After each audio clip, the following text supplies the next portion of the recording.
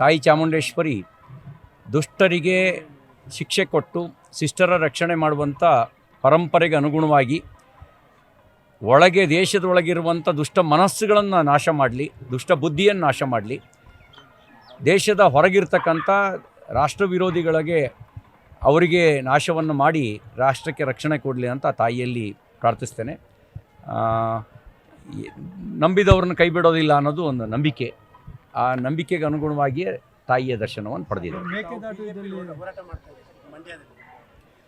ನಮ್ಮ ಮುಖ್ಯಮಂತ್ರಿಗಳು ವಿಪಕ್ಷದಲ್ಲಿದ್ದಾಗ ನಮ್ಮ ನೀರು ನಮ್ಮ ಹಕ್ಕು ಅಂತ ಹೋರಾಟ ಮಾಡಿದರು. ಅವ್ರು ಮುಖ್ಯಮಂತ್ರಿ ಆದಮೇಲೆ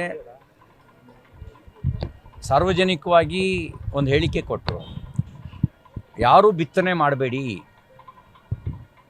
ಜಲಾಶಯಗಳ ನೀರನ್ನು ಕುಡಿಯೋ ನೀರಿಗೆ ಉಳಿಸ್ಬೇಕು, ಕುಡಿಯೋ ನೀರಿನ ಉಳಿಸ್ಕೊಂಡು ಖಾತ್ರಿ ಪಡಿಸ್ಕೊಂಡು ಆಮೇಲೆ ನೀರಾವರಿಗೆ ಬಳಕೆ ಮಾಡಬೇಕು ಅಂತ ಹೇಳಿದ್ದಾರೆ. ನಮ್ಮ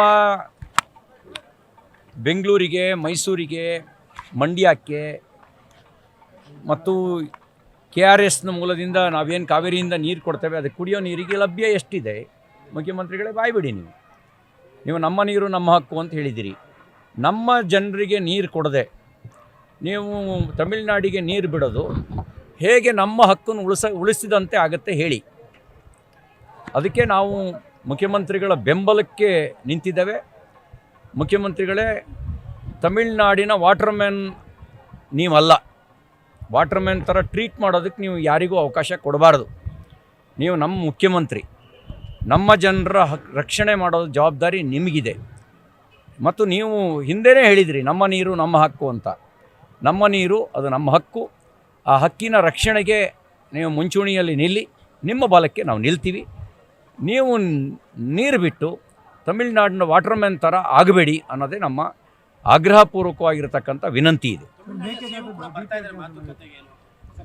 ಮಾತುಕತೆ ಆಡಲಿ. ಮಾತುಕತೆ, ಪ್ರಜಾಪ್ರಭುತ್ವದಲ್ಲಿ ಮಾತುಕತೆಯೇ ಪರಿಹಾರ. ಅವ್ರಿಗೆ ತೋರಿಸ್ಬೇಕು ನಮ್ಮ ಜಲಾಶಯದ ಪರಿಸ್ಥಿತಿ ಏನಿದೆ, ಕುಡಿಯೋಕ್ಕೆ ನೀರು ಎಷ್ಟು ಬೇಕು, ಅವ್ರಿಗೆ ಮನವರಿಕೆ ಮಾಡೋ ಕೆಲಸ ಮಾಡಬೇಕು. ನಿಮ್ಮ ಮೆಟ್ಟೂರು ಜಲಾಶಯದಲ್ಲಿ ನೀರಿನ ಸ್ಟೋರೇಜ್ ಎಷ್ಟಿದೆ, ಇಲ್ಲಿ ಎಷ್ಟು ಸ್ಟೋರೇಜ್ ಇದೆ, ಅವ್ರಿಗೆ ಮನವರಿಕೆ ಮಾಡಲಿ.